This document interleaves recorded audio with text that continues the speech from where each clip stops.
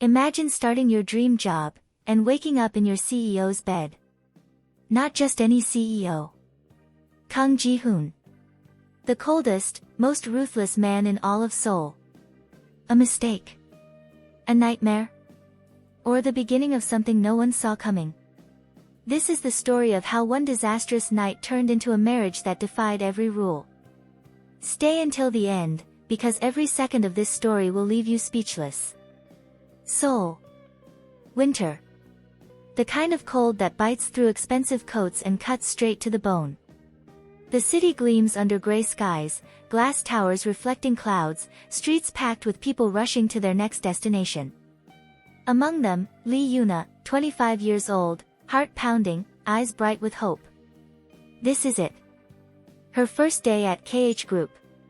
The company everyone dreams of joining. She's clutching her worn bag, wearing her best, and only, interview suit. She's been rejected by dozens of companies. But today she made it. The alarm went off at 5 in the morning. She rehearsed her introduction in the mirror 17 times. Practiced her bow. Checked her resume for typos she'd already checked 100 times before. Her small studio apartment in the outskirts of Seoul feels even smaller this morning, filled with her enormous dreams. But Seoul doesn't care about dreams. The subway is delayed. 15 minutes. Then 20. Yuna's stomach drops. She can't be late. Not today. Not ever. She runs. Through crowded streets, past street vendors selling hotdog, dodging businessmen, her breath visible in the frozen air. Her heel catches on a crack in the pavement. She stumbles, tears her stockings. No time. Keep going. The KH Group building rises before her like a glass mountain. 40 floors of steel and ambition. She bursts through the revolving doors, 2 minutes early, gasping for air. The lobby is intimidating. Marble floors so polished she can see her reflection. Minimalist furniture. Employees in perfect suits moving with quiet efficiency. Yuna suddenly feels very small. Very out of place. A woman with a clipboard approaches. Lee Yuna. Yes. That's me. Follow me. Orientation starts in 5 minutes. The orientation room is filled with other interns. They all look confident. Expensive watches. University rings from Sky Schools, Seoul National, Korea, Yonsei. They chat easily about their connections, their previous internships at Samsung, Hyundai. Yuna sits in the back, silent, feeling like an imposter. But she's here. She made it. That has to count for something. The morning passes in a blur of presentations, paperwork, policies. Don't be late. Dress code is strictly enforced. KH Group expects excellence. The CEO, Kang Ji-hoon, is personally involved in intern selection. He has rejected candidates for showing up with wrinkled shirts. Yuna takes notes frantically. She will not mess this up. Lunchtime. There's a welcome cocktail reception on the 20th floor. Crystal glasses. Canapes. Champagne. Yuna has never been to anything like this. She stands awkwardly by the window, watching Seoul stretch out below. You should eat something. A friendly intern, Mina, hands her a glass of champagne. It helps with the nerves. Yuna smiles gratefully. Takes a sip. It's bubbly, sweet. She's barely eaten today. The champagne hits fast. Mina keeps talking, introducing other interns. Someone hands Yuna another glass. Then another. She wants to seem social, professional, like she belongs. But the room is starting to tilt slightly. She steps back, trying to steady herself. And collides with someone. Hard. Champagne splashes. All over an impeccable black suit. The room goes silent. Completely silent. Yuna looks up. And up. The man is tall, broad-shouldered, with a face carved from ice. Sharp jawline. Dark eyes that could freeze fire. His expression doesn't change, but somehow she feels his anger like a physical force. I'm sorry. I'm so sorry. I didn't see you. She fumbles for napkins, tries to dab at his jacket. Her hands are shaking. He doesn't move. Doesn't blink. Just stares down at her. You're new. It's not a question. His voice is low, controlled, absolutely terrifying. Yes. First day. Lee Yuna, marketing department. Someone nearby whispers, that's the CEO. Yuna's blood turns to ice. Kang Ji-hoon. The man himself. The legend. The nightmare. I hope this is your last time being careless, Miss Lee. He turns and walks away. The crowd parts for him like the Red Sea. Yuna stands frozen, champagne-soaked napkins in her hands, wanting the floor to swallow her whole. The rest of the reception is torture. Everyone stares. Whispers. One intern actually laughs. Yuna escapes to the bathroom and cries. Her mascara runs. Her dream job feels like it's already over. A woman enters. Elegant, early 30s, with kind eyes. You okay? Yuna tries to pull herself together. I humiliated myself in front of the CEO. Ah. The champagne incident. I heard. The woman hands her a tissue. I'm Secretary Kim. I've worked with Ji-hoon for 5 years. Trust me, you're not the first person to spill something on him. He'll forget about it by tomorrow. Really? Probably not. But he won't fire you for it. Just avoid him for the next 6 months. It's meant to be reassuring. It's not. That evening, Yuna should go home. Should sleep. Should prepare for tomorrow. But the other interns invite her to a bar in Itaewon. She needs this. Needs to forget. Needs to feel like maybe, just maybe, she can still salvage this. The bar is loud, crowded, chaotic. Soju flows freely. Someone orders fried chicken. Yuna drinks. More than she should. Way more. She's trying to drown her embarrassment, her fear, her certainty that she's going to be fired. The night blurs. Music pounds. Lights swirl. At some point, she's crying again. The others have left. Or maybe she left. She can't remember. She's outside. Cold. So cold. Seoul's night air feels like knives. A car pulls up. Sleek. Black. Expensive. The window rolls down. Get in. That voice. She knows that voice. Kang Ji-hoon. I can get a cab. You can barely stand. Get in. She should refuse. But she's drunk, freezing, and he's already opening the door. She climbs in. The interior is warm, leather seats, subtle cologne. Where do you live? She mumbles her address. It's far. Very far. He doesn't comment, just drives. Yuna, in her drunken state, suddenly feels angry. You know, you're really handsome, but you're so mean. Silence. Then, impossibly, he laughs. Actually laughs. It's brief, quiet, but it's there. You're drunk. I'm honest. She doesn't remember the rest. Just fragments. The car stopping. Him helping her out. An elevator. A door opening. And then, nothing. Until now. Yuna opens her eyes. Sunlight streams through floor-to-ceiling windows. She's in a bed. A massive bed. Silk sheets. The room is minimalist, expensive, with a breathtaking view of Seoul. This is not her cramped studio. Panic explodes in her chest. She sits up. She's wearing a man's shirt. Just a shirt. Her clothes are folded neatly on a chair. The door opens. Kang Ji-hoon walks in. Shirtless. A towel around his waist. Holding 2 cups of coffee. Yuna screams. He raises an eyebrow.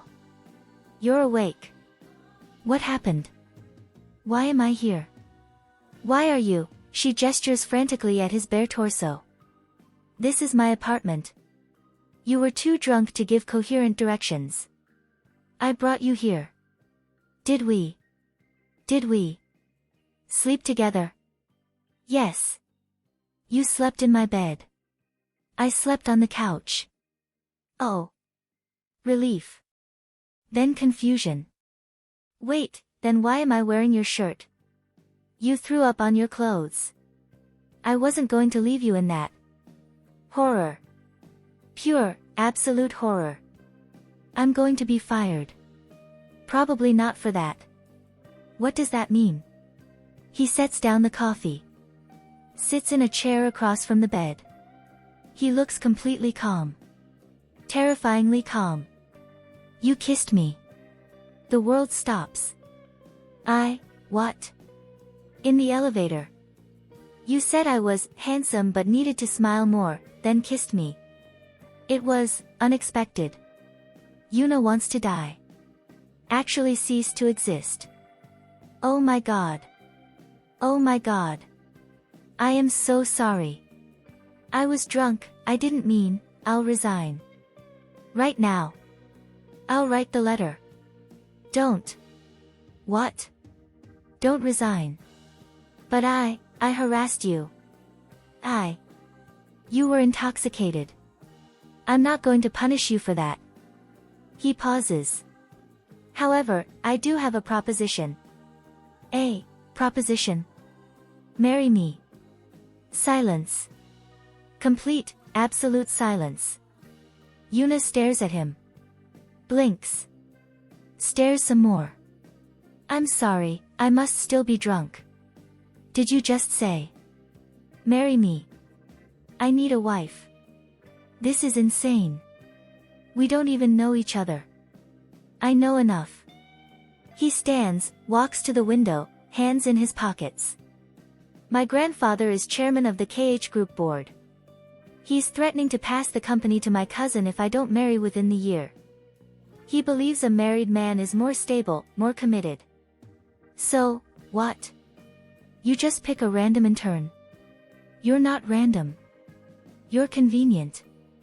You already know what happened last night. You're already compromised. Compromised?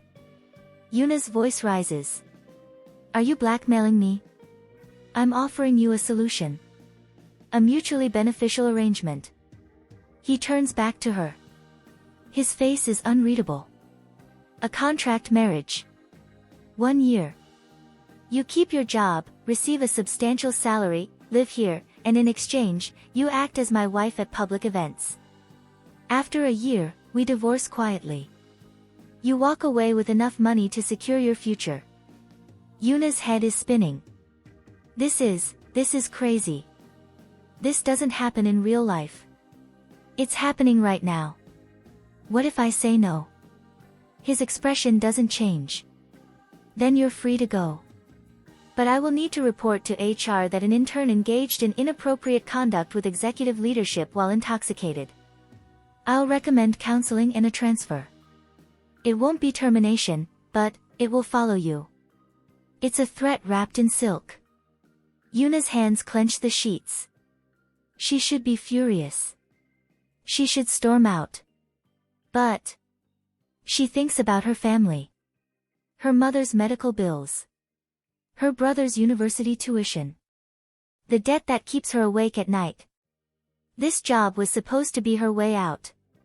And now? How much money are we talking about? 10 million won per month. Plus living expenses. Her breath catches. That's more than she'd make in half a year at a regular job. And after the year? Clean divorce. Generous settlement. Excellent recommendation letter. She looks out the window. Seoul spreads below, glittering and ruthless. She thinks about going back to her tiny room, back to rejections, back to struggling. I want it in writing. A real contract. He nods. Walks to a desk. Returns with a document. Already prepared. Of course he has a contract ready. She reads it. Every clause. Every condition. It's airtight. Legal. Cold. But it's also a lifeline. If I do this, we don't tell anyone the truth. No one. Not your family, not mine. As far as the world knows, we fell in love. Yuna laughs. It's bitter, exhausted. Fell in love. Right. She picks up the pen. Her hand hovers over the signature line. This is insane. Absolutely insane. She signs. Kang Ji-hoon signs below her name. Just like that, she's engaged to the most powerful man in Seoul. And she doesn't even like him. Welcome to the arrangement, Mrs. Kang. 3 days later, they're at the district office. No guests. No flowers. No romance. Just paperwork and stamps. Yuna wears a simple cream dress. Ji-hoon wears a suit. They sign. The official smiles, congratulates them. You're now officially married. It feels surreal. Wrong. But done. We need wedding rings, Ji-hoon says outside. Oh. Right. They go to a jewelry store. He picks 2 simple platinum bands. Expensive, but understated. He slides one onto her finger. It fits perfectly. She does the same for him. His hand is warm, solid. There, he says. Now we look married. We are married, Yuna corrects quietly. Legally. Yes. They stand there, 2 strangers with matching rings, pretending they chose this. That evening, they have dinner with his family. Yuna is terrified. The Kang estate is massive, traditional Hanok architecture mixed with modern luxury. Gardens. Staff. Everything screams old money. Ji-hoon's grandfather, Chairman Kang, is elderly but sharp-eyed. He studies Yuna like she's a business proposal. So. You're the one who finally got my grandson to settle down. Yes, sir. Where did you study? A local university. Nothing prestigious. His mother, elegant and cold, speaks up. How did you meet Ji-hoon? At the company. I'm an intern. The temperature drops. His mother's expression hardens. An intern. How unexpected. She's smart, Ji-hoon says firmly. And she doesn't care about my money. Because you're paying me, Yuna thinks but doesn't say. The grandfather laughs. Good. Too many gold diggers these days. A girl with her own career, that's what we need. He pats Yuna's hand. You have my blessing. His mother looks like she swallowed glass. But she says nothing. Dinner is tense. Formal. Yuna barely eats.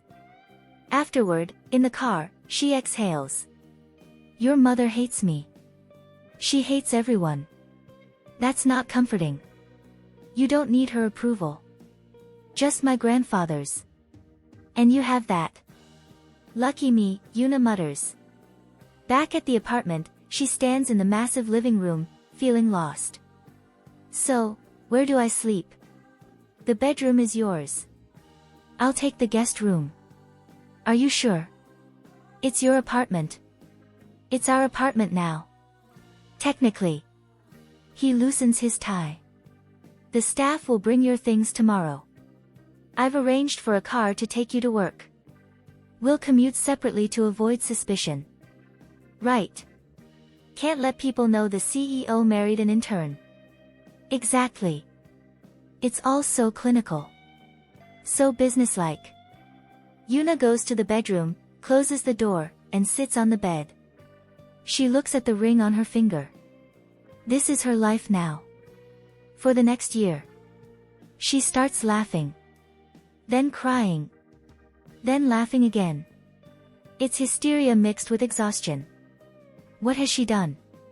The first month is chaos. At work, Yuna pushes herself harder than ever. She can't let anyone suspect she has special treatment. She arrives early, stays late, volunteers for every project. Her colleagues like her. She's genuine, hardworking. But living with Ji-hoon? That's a different story. He's meticulous. Obsessively organized. Everything has a place. When Yuna leaves her coffee mug on the counter, he puts it in the dishwasher immediately. When she drapes her jacket on a chair, he hangs it up. You know I'm not a child, right? She snaps one morning. Then stop acting like one. It's just a coffee mug. On a marble counter that could stain. It's coffee, not acid. They glare at each other. Then Yuna stomps off to get ready for work. They don't speak in the car. But that evening, he comes home with takeout. Her favorite, tteokbokki from the street vendor near her old apartment. Peace offering, he says gruffly. She's surprised. How did you know I like this? You mentioned it. Once. He was listening. Yuna feels something soften in her chest. Thank you. They eat in silence. But it's a different kind of silence. Less hostile. Almost comfortable. The next challenge, a company gala. Yuna's first public appearance as Ji-hoon's wife. She's terrified. He hires a stylist. A dress is delivered, elegant, dark blue, sophisticated. Hair and makeup artists arrive. When she looks in the mirror, she barely recognizes herself. She looks expensive. Beautiful. Ji-hoon's expression doesn't change when he sees her. Ready? Do I look okay? You look appropriate. Not quite the compliment she was hoping for, but okay. The gala is overwhelming. Everyone stares. Whispers. Who is she? Where did she come from? Ji-hoon keeps a hand on her lower back, guiding her through crowds. To everyone watching, they look like a couple. In love. Perfect. But Yuna can feel the judgment. She overhears two women by the bar, an intern. Can you believe it? He could have anyone, and he picks a nobody. It stings. But she lifts her chin, smiles, plays her part. Ji-hoon introduces her to business partners, investors. She shakes hands, makes small talk, laughs at appropriate times. She's exhausted. But she doesn't break. Later, on a balcony, Ji-hoon finds her. You did well. I felt like a fraud. You weren't. You were exactly what I needed you to be. A trophy wife. A partner. He pauses. Those women who were talking. They're jealous. You have something they want. You? Confidence. You don't need their approval. Yuna looks at him. Really looks at him. For the first time, he doesn't seem cold. Just lonely.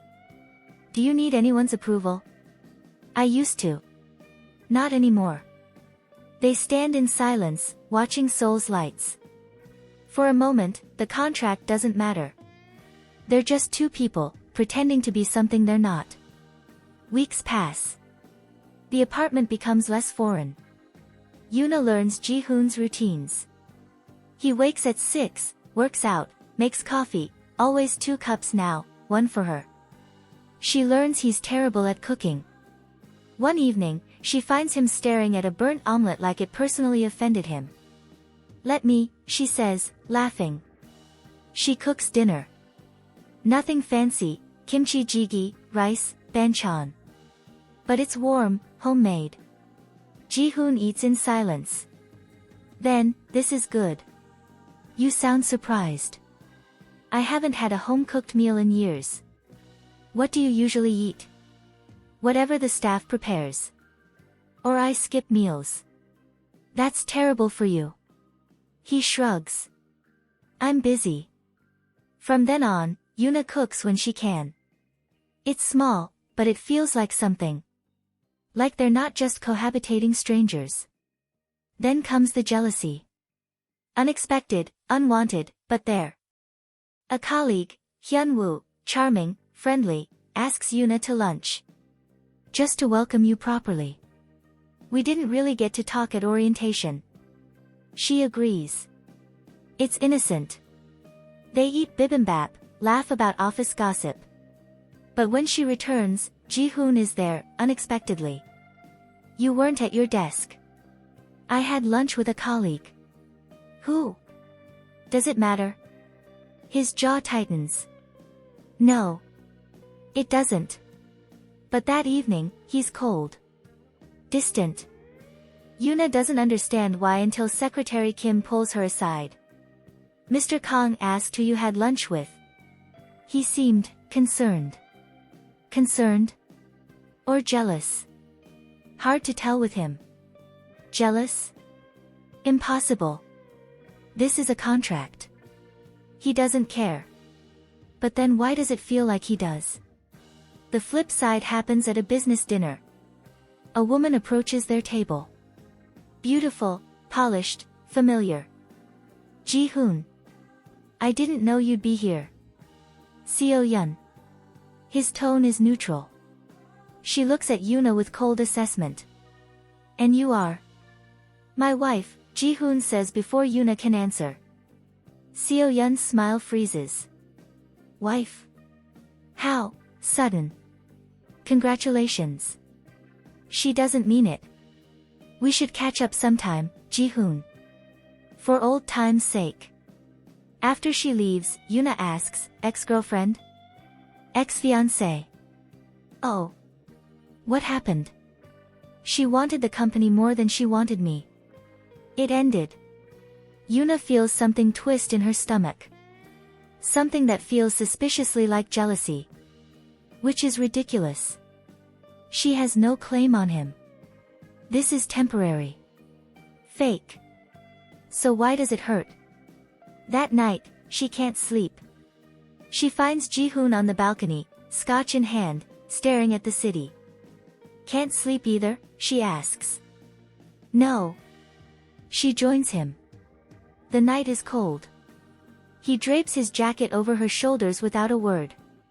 Do you ever regret this? She asks. The arrangement? He's quiet for a long time. I regret that it was necessary. But I don't regret meeting you. Her heart stutters. Ji-hoon. When you spilled champagne on me, I was furious. But then you apologized 17 times. You were terrified, genuine, human. Everyone else at that reception was calculating their next move. You were just, you. I was drunk when I kissed you, Yuna says softly. But I wasn't lying. You are handsome. You hide behind this cold mask. It's easier. Easier than what? Than letting people in. People leave. They disappoint. The mask protects me. Yuna steps closer. I'm not going anywhere. Not for another 11 months, anyway. He looks down at her. Something shifts in his expression. And after? I don't know. The space between them crackles with tension. He reaches up, tucks a strand of hair behind her ear. His touch is gentle, almost reverent. I don't want you to leave. The contract. Forget the contract. He kisses her. It's nothing like the drunken kiss she doesn't remember. This is deliberate, slow, full of something that feels dangerously close to real. Yuna melts into it, her hands fisting in his shirt. When they break apart, both are breathing hard. We shouldn't, she whispers. Probably not. This complicates everything. I know. But neither pulls away. They stand there, foreheads touching, the contract crumbling around them. The next morning is awkward. They don't talk about the kiss. They eat breakfast in silence, go to work separately. But everything has changed. The air between them hums with possibility. And danger. At work, Yuna throws herself into a big project. She wants to prove she earned her place. She works late, skips meals, perfects every detail.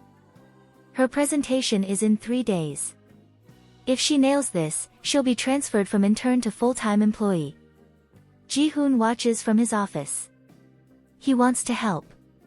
But he can't. Not without undermining her. So he waits. Worries. An unfamiliar feeling. The night before the presentation, Yuna is exhausted. She stumbles into the apartment at midnight. Ji-hoon is waiting. You need to sleep. I need to finish. You're prepared. More than prepared. Sleep. But. He takes her laptop. Closes it. Sleep. She's too tired to argue. She collapses onto the couch. Within minutes, she's asleep. Ji-hoon covers her with a blanket, watches her for a moment. She looks peaceful. Young. Vulnerable. He's falling for her.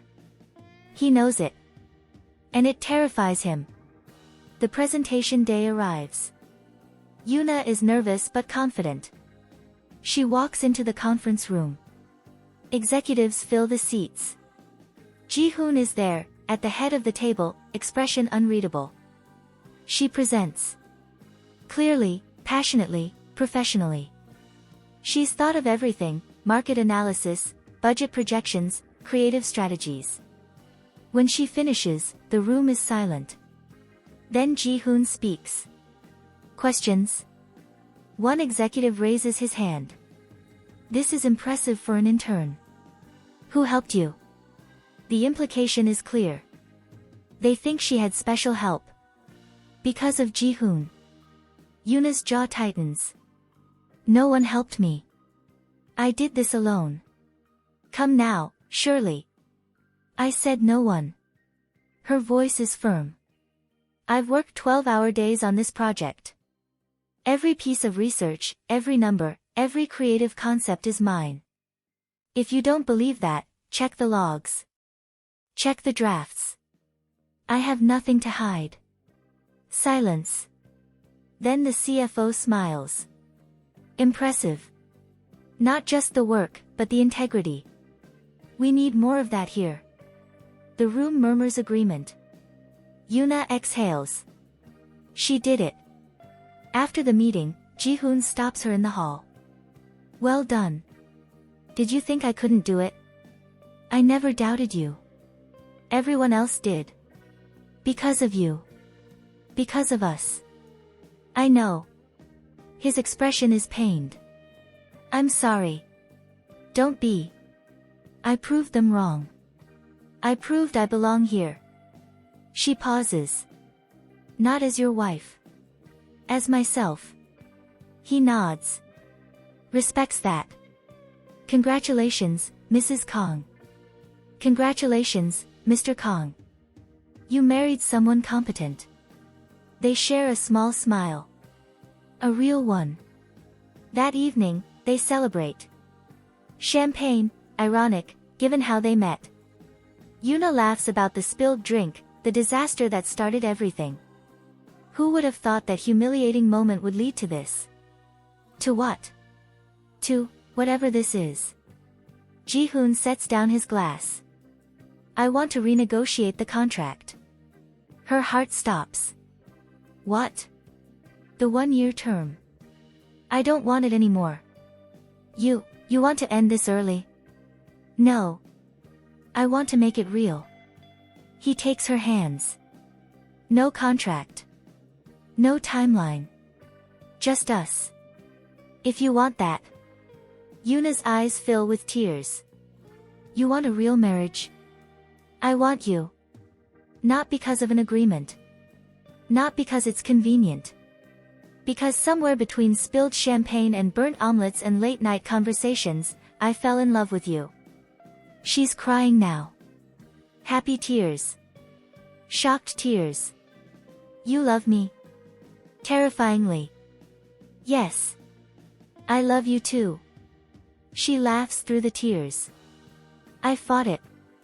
I told myself it was just the situation, the proximity, but... He kisses her. Deeply, thoroughly, like he's sealing a promise. When they break apart, he pulls out the original contract. And tears it in half. No more pretending, he says. No more pretending, she agrees. They make love that night. Not because of obligation or arrangement. But because they choose to. Because they want to. It's tender, passionate, real. In the morning, Yuna wakes wrapped in his arms. She looks at her wedding ring. It means something now. Something true. What are you thinking? Ji-hoon murmurs, half asleep. That I'm glad I spilled champagne on you. He laughs. Actually laughs. Best accident of my life. 3 months later, they renew their vows. Properly this time. With family, friends, flowers. Yuna wears a real wedding dress. Ji-hoon can't stop staring at her. His grandfather cries. Even his mother manages a small smile. When they exchange rings, the same platinum bands, but now with new meaning, Yuna whispers, I do. For real this time. For real, Ji-hoon echoes. They kiss. The crowd applauds. And it's perfect. Messy, unexpected, absolutely perfect. Later, on their honeymoon, a real one, not a contractual obligation, they lie on a beach in Jeju Island. Yuna traces patterns on Ji-hoon's chest. Do you think we would have found each other without the contract? No, he says honestly. I was too closed off. Too cold. And I was too intimidated by you. So maybe we needed the disaster. The forced proximity. The arrangement. To realize we were meant to be together anyway. Exactly. She kisses him. Soft, sweet. I love you, Mr. Kang. I love you, Mrs. Kang. The waves crash. The sun sets. And two people who started as strangers, bound by a contract, have become something neither expected. A real marriage. Built on choice, not obligation. Built on love. So what do you think? Would you marry your CEO for convenience and hope it turns real? Or is that too risky? Do you believe in contracts that become love stories? Drop your thoughts in the comments below. And if you made it all the way to the end, thank you so much for being part of this wild journey. Seriously, you're amazing for sticking around. If you love this drama, hit that subscribe button, smash that notification bell, and stay tuned because the next stories coming are even more intense, more emotional, and more impossible to stop watching. See you in the next one.